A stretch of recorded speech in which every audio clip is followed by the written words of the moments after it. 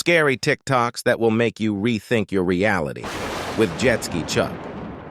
Extremely rare footage. What he and Commander Rutledge found in the 3-mile-long ancient craft on the back dark side of our moon. So what is the discussion in detail back in 1976 between you and Commander Rutledge about this extraordinarily beautiful Polynesian-looking preserved female in one of the cockpit chairs? Neither of us could understand how could she possibly be that well preserved. And what is it that you're looking at first? Her skin was all intact, and she was wearing clothing, a dress of some sort, possibly a jumpsuit type of thing. And it seemed to be very much intact, no deterioration at all to speak of. What about those tubes on her face? Well, William Rutledge believed that they had to do with controlling the spaceship. That those tubes on her face were controlling from her mind this huge 3-mile-long craft, and she was the pilot and the gray was like a co-pilot? Well, they had a control panel that looks like you put your hands on it, and apparently the controls, the ship's computer, interfaced directly with the pilots. Okay, and we saw that in Roswell. The 6-fingered panels. I've talked with both scientists and military people who have confirmed for me they've had their own hands in those panels from 47. There were 6 fingers on those particular beings. 5 fingers with opposing thumb. So that would match what came down in Roswell. Yes. Did you and William Rutledge then have discussions about those facts, and did you have information from NASA about look for 6-fingered embedded panels as control of the ship? I received practically no briefing because I got there just in the nick of time for the flight. I'm sure Rutledge may have been highly trained and have had those discussions with NASA. We'd guessed that the ship had been there perhaps millennia and maybe longer. I was going to ask you if today, have you learned from any analysis that has been done how old this big, huge 3-mile-long spacecraft, how long has it been there? How old might it be? There have been guesses tossed around that it might be 1 million years old, might have been 100 million years old. I've even heard 1 billion years old. And that this female was still in the pilot's chair, preserved? Absolutely amazing, stunning. How? Technology beyond ours. What's going on, everyone? It's your boy JetskiChucK. My fault, it's been a couple of days. I received some devastating news. My father had passed. So I just needed a couple days to process that. I'm in a better position right now. So we're going to get back to getting into these uncharted waters. I just want to say thank you to everyone that's been tapping in, liking, subscribe, that's been following me on this journey. You know, I appreciate y'all a lot. You know, all the 100 comments I see y'all dropping, you know, it really means a lot, and it helps me push forward. I just want to say thank you. You know, I'm not going to take up too much more of y'all time. We're going to get straight into it. This next part, we might have to go on outer space to check it out, so let's go. We got to get off to Jetski. Ancient extraterrestrial goddess with third eye activated in cryostasis deep analysis with JetskiChucK, spaceship movement and control, extremely rare footage. Else? What I'm trying to figure out is, are the tubes 2 different people?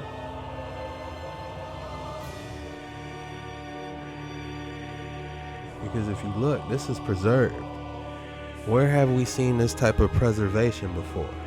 Oh yeah, I remember now.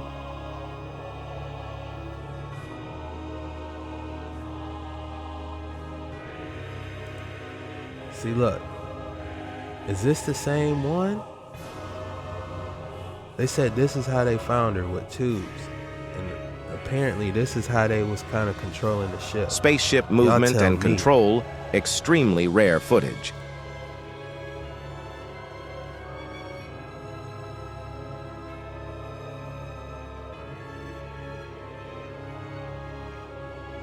That looks like a completely different woman if we're comparing the two.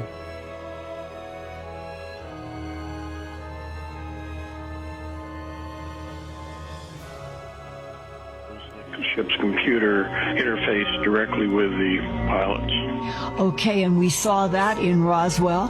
The six-fingered panels. I've talked with both scientists and military people who have confirmed for me they've had their own hands in those panels from 47. There were six fingers on those particular beings. 5 fingers with opposing thumb. So that would match what came down in Roswell. Yes. Did you and William Rutledge then have discussions about those facts, and did you have information from NASA about look for six-fingered embedded panels as control of the ship? I received practically no briefing because I got there just in the nick of time for the flight. I'm sure Rutledge may have been highly trained and have had those discussions with NASA. We'd guessed that the ship had been there perhaps millennia and maybe longer. I was going to ask you if today, have you learned from any analysis that has been done how old this big, huge 3 mile long from... Let's go back. We're just trying to analyze. Guess that the ship had been there. We're just trying to analyze that gold scarf, or is that just part of the dress?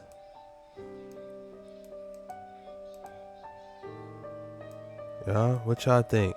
Throw it down in the comments what y'all think this could possibly, that gold around her neck could possibly be.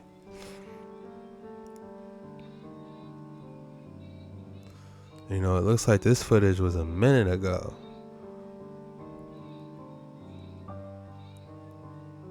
(1970s) with the third eye.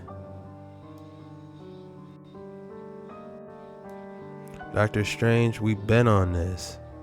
I know y'all seen the new Doctor Strange.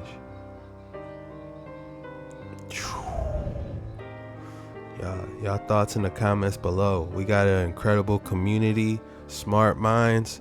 You know, let's talk about it. Let me get you guys' thoughts below. We're gonna keep it moving, man. They thought they were cloaked. This a whole Anunnaki ship in the sky. You see the Anunnakis running around. Look in the sky. They thought they were cloaked. This a whole Anunnaki ship in the sky. You see the Anunnakis running around. Look in the sky. They thought they were. Yeah, man, what they working on? Homie is scooting up there. How come they not in the inside of the ship moving around? Looks like they doing some repairs or something.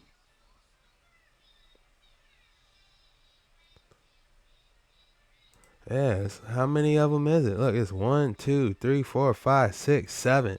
We got 7 of them up there. They panicking, whatever. Homie running, something's going on. What are they doing? See another clip of crafts fighting at Oxford. You can see some form of artillery or gunfire taking place in the top right corner.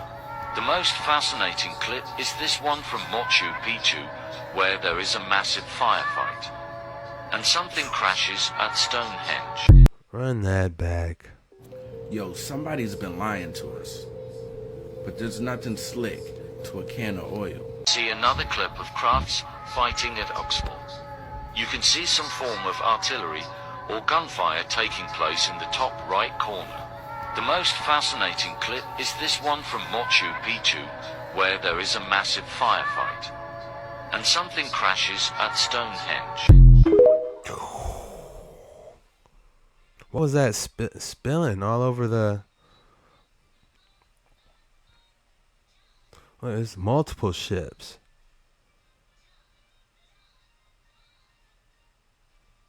You see multiple things flying. That thing flew by. They're shooting up at it. Looked like they straight up crashed. And that fell down. I wonder if we can see if there's a crater nearby Stonehenge or not. You know? Don't worry, I already jumped in the Bat Cave and figured it out.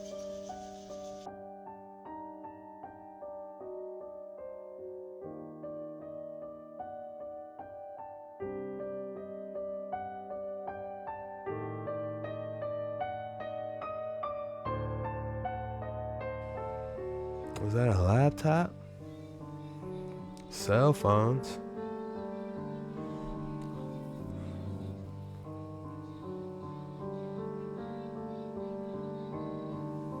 You would think they would be communicating with their frequencies, like their high frequencies that they would be using for communications.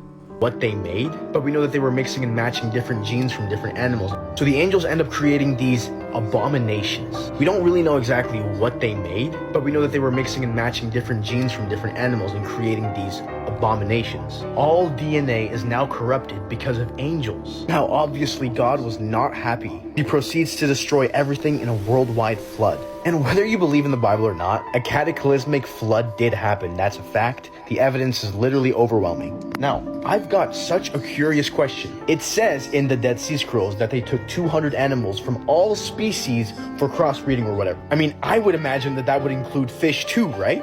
Marine life? Marine life which doesn't die in a flood? Let me take you on a trip to the deepest depths of the ocean. We still have yet to discover 91% of ocean life. There are fish living so deep in the ocean that we couldn't even get to them. And it only gets weirder and weirder the deeper you go. Now, in Leviticus, Moses literally says that fish in the sea that do not have fins or scales are an abomination to you. An abomination, just like what the fallen angels had created. And that, my friends, is... He might be spitting, because it's a whole different... Name one type of animal that produces its own light besides like a firefly that's not beneath the sea. Because if you think about it, those things do look crazy. We all know about the viper fish. We seen it on Nemo. I used to go crazy about marine life when I was younger. I wanted to be a marine biologist. I'm sure y'all watching these videos, y'all felt the same way, infatuated with the different type of animals and everything underground. So if you think about it, that stuff underground is an abomination at the bottom. They all look crazy, weird, moving slow. I don't want to eat a viper fish. Would you eat a viper fish? You know, them things, you see how they mouths looking, all the sharp teeth? I'm going to drop a couple for y'all. But anyway, let's get back on land, y'all. Alright, y'all. We up out the spaceship. Hey, y'all, we back on land. Let's take a look at some of these deep sea creatures homie talking about. Deep sea is a very extreme environment, and it means that deep sea species often look a bit weird compared to shallow water relatives. Here are some of the weirdest animals in the deep sea. Firstly, one of the most famous weird deep sea animals, the blobfish, doesn't actually look that weird. One of the ways the deep sea environment is extreme is the high pressure. So shallow water fish have swim bladders for buoyancy, but high pressure's compressing this would make it useless. So the deepest deep sea fish instead have jelly-like flesh that is lighter than water. And this is why the blobfish looks so weird when we bring it to the surface. It actually looks like a normal fish when it's in the deep sea. Snailfishes are a group of fish found all the way from shallow waters into the deep sea. In fact, the very deepest fish may be the Mariana snailfish, found at 8,178 meters in the Mariana Trench, though very recently an unknown snailfish was found at 8,336 meters in a different trench. And the deepest snailfishes are so jelly-like that if we brought them up to the surface, they would melt. The deepest octopuses are the Dumbo octopuses, a group of Serrata octopus. So there are two types of octopus, Inserrata and Serrata. Serrata typically live in the deep sea, and the high pressure means they can't move by jet propulsion like the typically shallow water Inserrata, and so they have two little fins on their head which they use to move.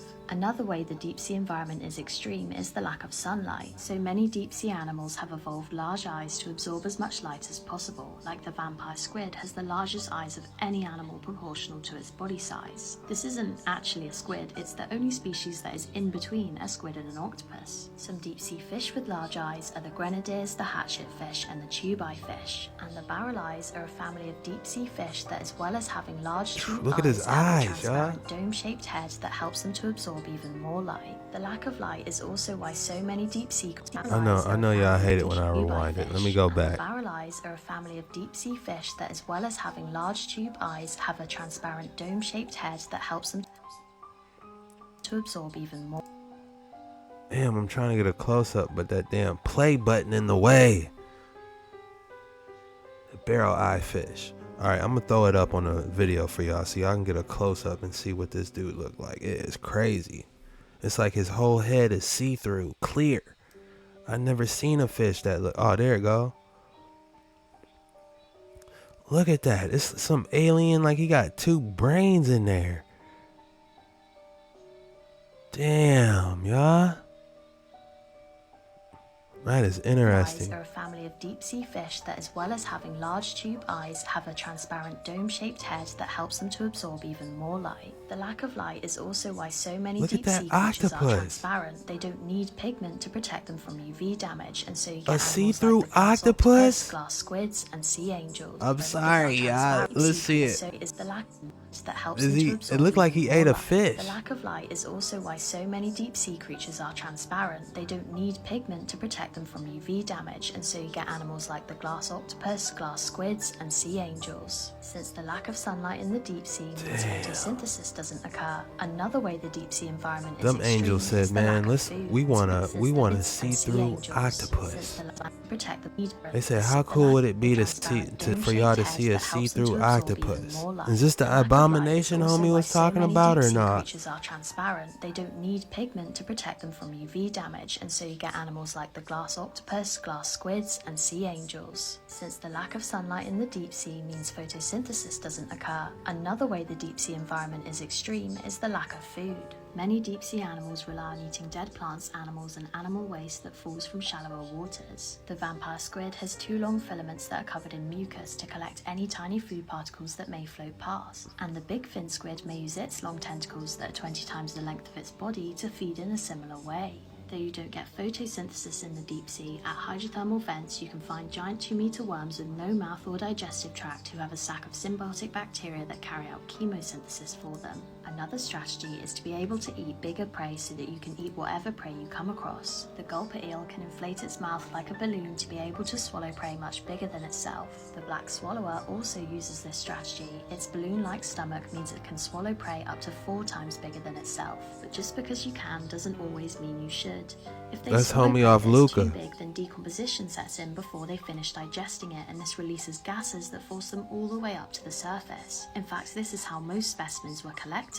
The fangtooth has the largest teeth of any fish proportional to its body size, again so that it can catch bigger prey. And despite looking so scary, it's only about 18 centimeters or 7 inches, and also looks much cuter as a juvenile. The viperfish also has large teeth for the same purpose, and the stoplight loose jaw has a hinged jaw, again so that it can catch bigger prey. The hairy anglerfish has a stomach that expands, so again it can swallow prey bigger than itself, and it's also covered in antennae which enable it to detect the movement of prey nearby. But the main strategy of anglerfish to deal with the lack of food is a lure to attract prey. This lure is found in shallow water anglerfish like frogfish, but in the deep sea species it glows because of a sac of bioluminescent bacteria. The whip-nose anglerfish has a particularly long lure, coffinfish have very short lures, and the illuminated net devil and football anglerfish have very fancy lures. And the barbell dragfish That was is crazy. another species that Let me go uses a back. bioluminescent lure to attract prey. And anglerfish have very fancy Look how that shit dangling. lures, and the illuminated net devil and football anglerfish have very fancy lures. Dude is level 100 down there. Another species that uses a bioluminescent lure to attract prey. Another way the deep sea environment is extreme is that it is sparsely populated. So not only can it be rare to come across food in the deep sea, it can also be rare to come across a member of the same species to mate with. So the anglerfish I just showed you were females, and her lure can also be used to attract males, along with her smell. Male anglerfish are much smaller, and they basically fuse to the female, becoming a parasite that provides her with sperm. And the black dragonfish is another deep sea fish where the male's sole purpose is reproduction. So there are lots of weird deep sea animals, especially lots of weird deep sea fish. But we have to remember that looking this way has enabled them to live in a very extreme environment, and that they only look weird to us, where we see squashed things with weird body parts and big scary teeth. To each other, when they're in the deep sea, they're normal shaped, beautiful things that glow and drift and smell nice. And if you put a human down in their extreme environment, well, we would look very weird. What would we look like if we had to stay down there? In this darkness, animals create their own light. A glowing lure entices victims into this dragonfish's terrifying teeth. On most expeditions down here, we are surprised by something new. A deep-sea anglerfish. Her extraordinary array of sensors will detect even the faintest movement by prey tempted to her lure. Here, in the deep midwater, predators play a patient game.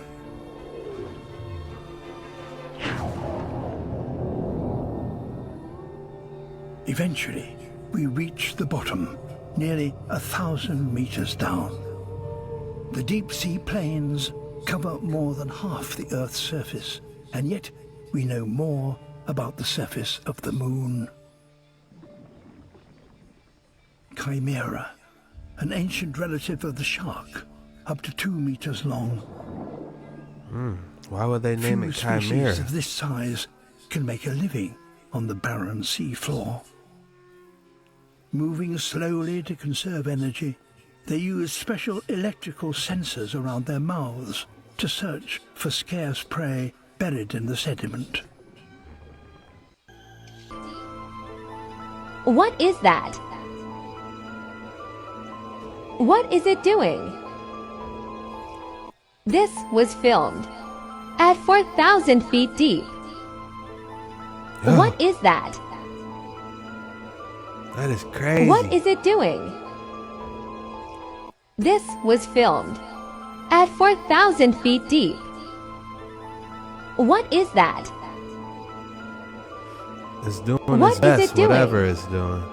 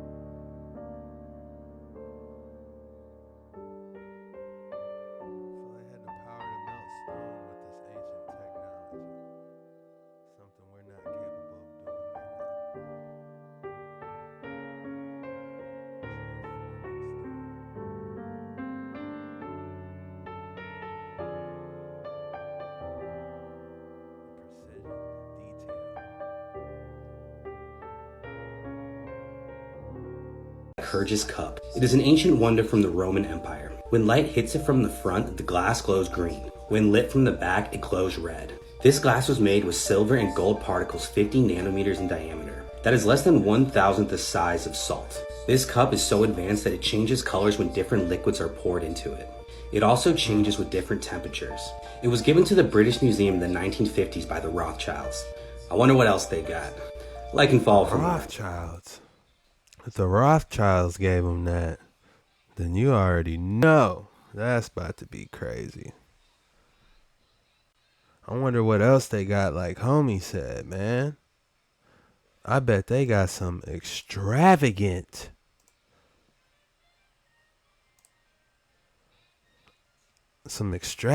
items, y'all.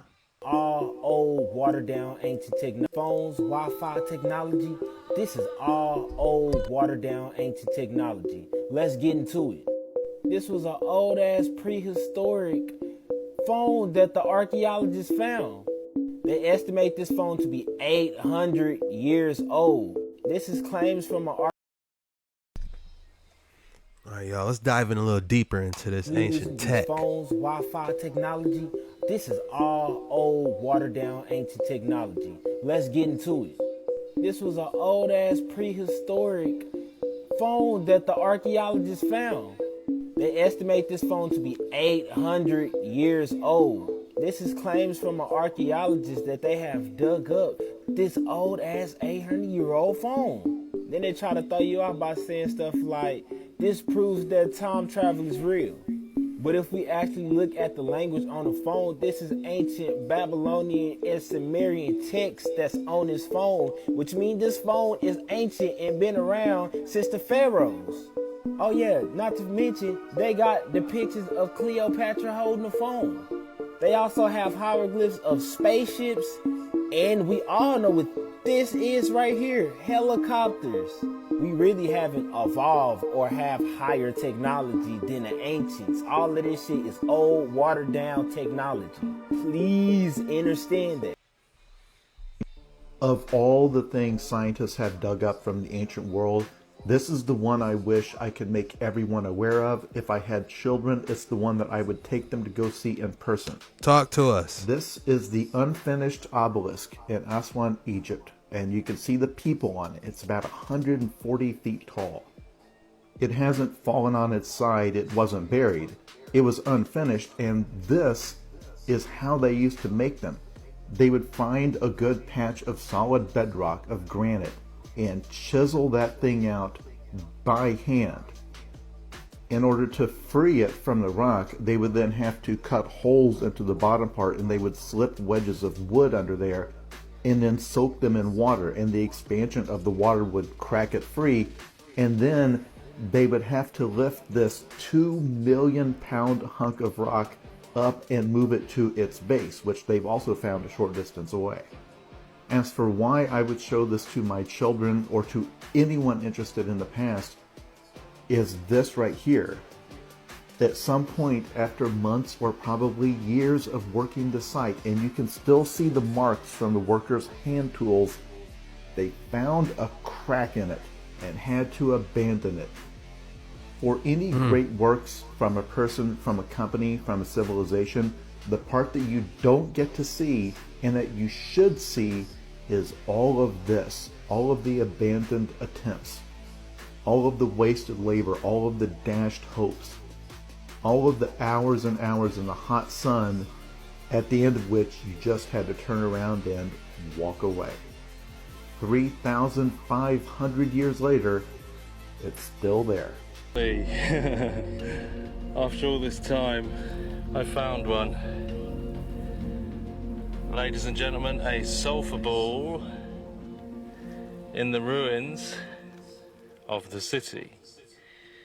This has been tested before, and these are almost, very highly pure sulfur. Look at that, look at that.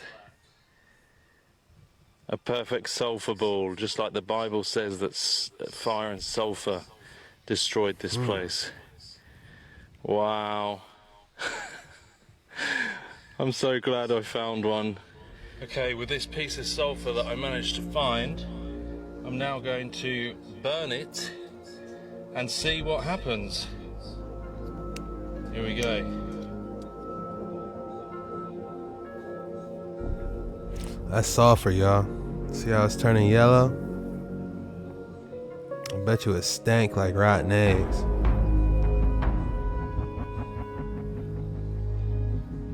The whole thing is like sponge.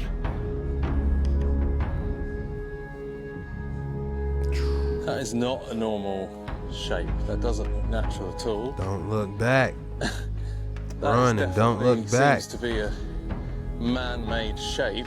And is this not enough evidence for people to find all of these man-made looking structures ashen remains crumble in your hands in the location where we're told in the Bible as evidence of God's judgment, as described by Josephus, historian, but then also finding circular, almost pure sulfur balls in the middle of the ash, in the middle of the walls and the shapes of the buildings.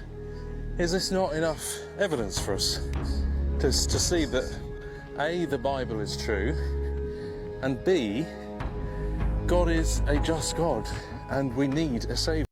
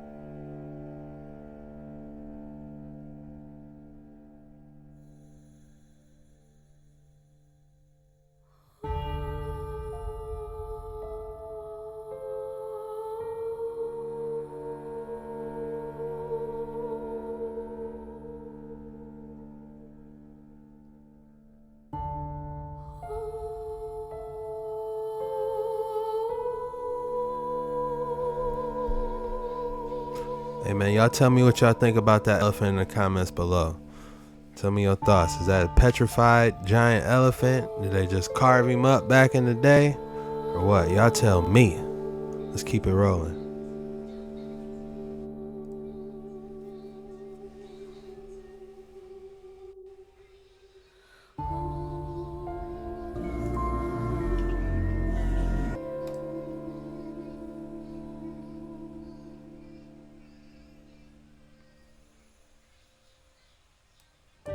What in the world is that?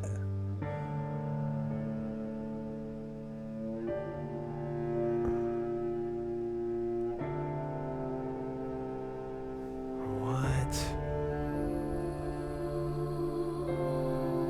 Those drones or UFOs, y'all? Those look like that might be a drone show.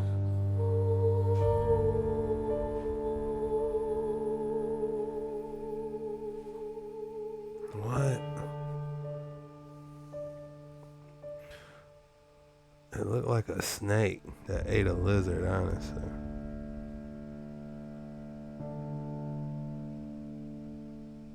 Yeah, that's a snake that ate a lizard.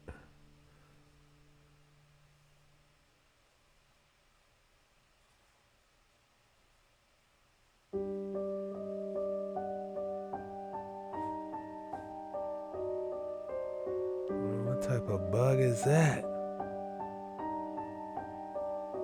That Men in Black special, that District 9.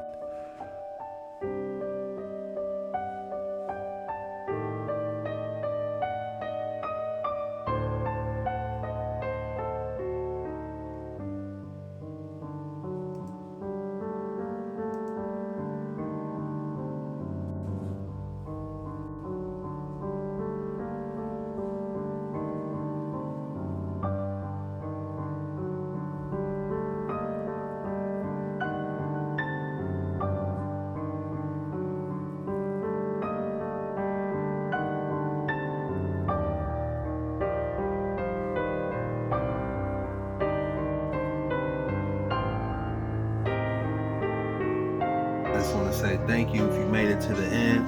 Be sure to hit that like and subscribe and leave a 100 in the comments so I know you real, man, and you made it throughout the whole video. And you know, this video is a tough one for your boy, man, and I appreciate you guys for being by my side. I'll see y'all to the next one.